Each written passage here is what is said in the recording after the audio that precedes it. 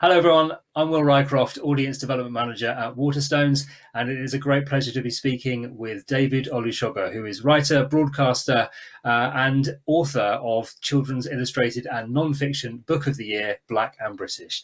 David, congratulations, first of all. Thank you very much. Um, I wanted to ask how you decided when adapting this book for children what would work for them, and whether you also had their parents in mind when you were doing it. Well, I had lots of really great advice from my friends and my colleagues at Pan Macmillan.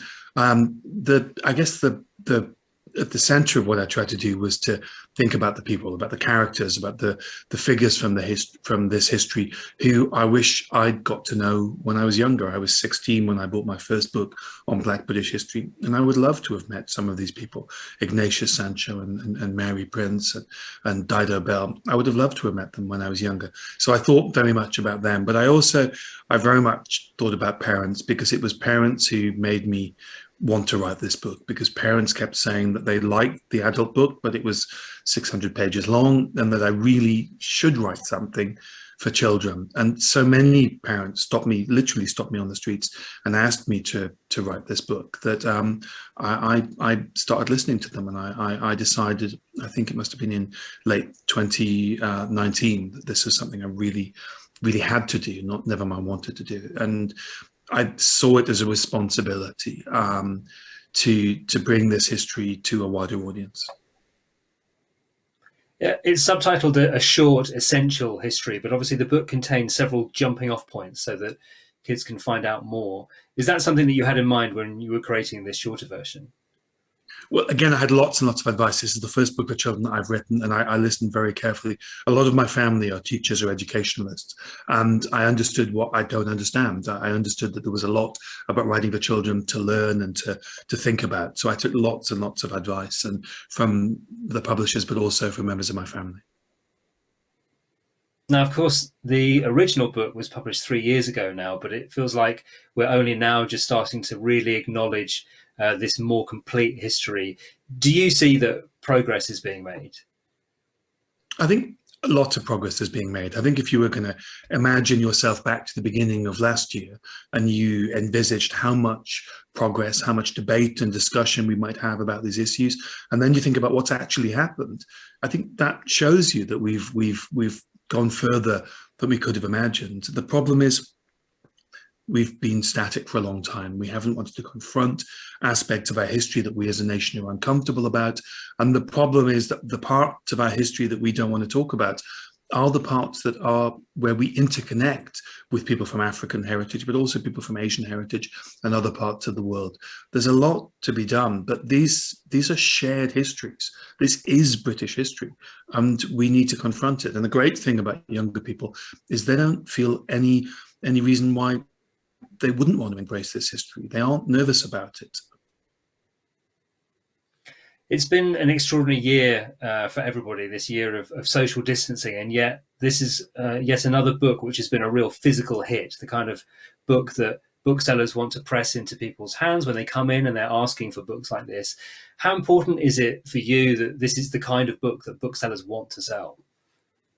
Well, that's been a real wonderful thing to hear. I mean, I've seen, because of social media, lots of people, lots of libraries buying the book. I've seen lots of parents sending pictures of their children reading the book, and that's kind of really, really special. A woman sent me the picture of her and her daughter on their sofa, with her reading the adult version and her daughter reading the children's version, and it's so moving. To see that picture. It means more than I thought it could mean. Publishing, of course, has got its own history to reckon with. I wonder whether you see much change happening in that industry. Well, I've been part of the Guild of Black Writers, and I've sat in on some of the conversations that have been had with publishers, and it's a bit like the other place that I work, which is television. I do see conversations and a seriousness about those conversations that I've never seen before. I see actions and a willingness to acknowledge failures of the past that I've not seen before. That's an enormous step forward. But the problem is there's been lots of inaction in publishing and television, in most of the arts. Most of the liberal media has failed quite profoundly over recent decades.